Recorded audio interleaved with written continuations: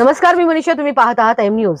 पश्चिम बंगालचे नवे मुख्यमंत्री सुवेंदू अधिकारी यांच्या शपथविधी सोहळ्यात एक भावनिक आणि चर्चेचा विषय ठरलेला प्रसंग पाहायला मिळाला. कोलकात्यातील ऐतिहासिक ब्रिगेड परेड ग्राउंड येथे पार पडलेल्या या भव्य कार्यक्रमात पंतप्रधान नरेंद्र मोदी यांनी एका ज्येष्ठ व्यक्तीसमोर वाकून त्यांचे आशीर्वाद घेतले. हा क्षण कॅमेऱ्यात कैद होताच सोशल मीडियावर मोठ्या प्रमाणात व्हायरल झाला. सर्वांच्या मनात एकच प्रश्न निर्माण झाला होता की पंतप्रधान मोदी ज्यांना इतक्या आदराने भेटले ते नेमके कोण? तर त्या ज्येष्ठ व्यक्ती म्हणजे भाजपचे 98 वर्षीय ज्येष्ठ नेते आणि पक्षाचे जुने कार्यकर्ते माखनलाल सरकार होते. पश्चिम बंगालमध्ये भाजपची पाळेमुळे रुजवण्यासाठी त्यांनी अनेक दशकांपासून काम केलं असल्याचं सांगितलं जातं. पक्षाच्या सुरुवातीच्या काळात संघटन मजबूत करण्यासाठी त्यांनी मोठे योगदान दिले होते. शपथविधी सोहळ्यात पंतप्रधान मोदी मंचावर पोहोचताच त्यांनी माखनलाल सरकार यांच्या जवळ जाऊन प्रथम त्यांना नमस्कार केला. त्यानंतर त्यांच्या पायांना स्पर्श करून आशीर्वाद घेतले आणि प्रेमानं त्यांना मिठी मारली.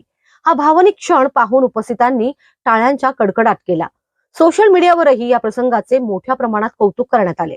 अनेकांनी हा भारतीय संस्कृतीतील ज्येष्ठांचा सन्मान असल्याची प्रतिक्रिया दिली. माखनलाल सरकार यांचा संबंध भारतीय जनसंघाचे संस्थापक श्याम प्रसाद मुखर्जी यांच्या विचारसरणीशी जोडला जातो. पश्चिम बंगालमध्ये राष्ट्रवादी विचारांची पायाभरणी करण्यात त्यांचे योगदान महत्वाचं मानलं जातं. भाजपच्या अनेक वरिष्ठ नेत्यांनी त्यांना पक्षाचा जिवंत इतिहास असं संबोधलंय. दरम्यान पश्चिम बंगालमध्ये प्रथमच भाजपचं सरकार सत्तेत आल्यानं हा शपथविधी ऐतिहासिक मानला जातोय.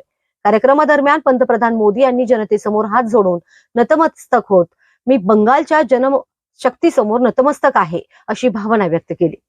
राजकीय दृष्ट्या महत्वाच्या या कार्यक्रमात दिसलेला हा भावनिक क्षण आता देशभर चर्चेचा विषय बनला असून राजकारणापलीकडे जाऊन संस्कार आणि ज्येष्ठांचा आदर याचा संदेश देणारा प्रसंग म्हणून त्याकडे पाहिलं जात आहे.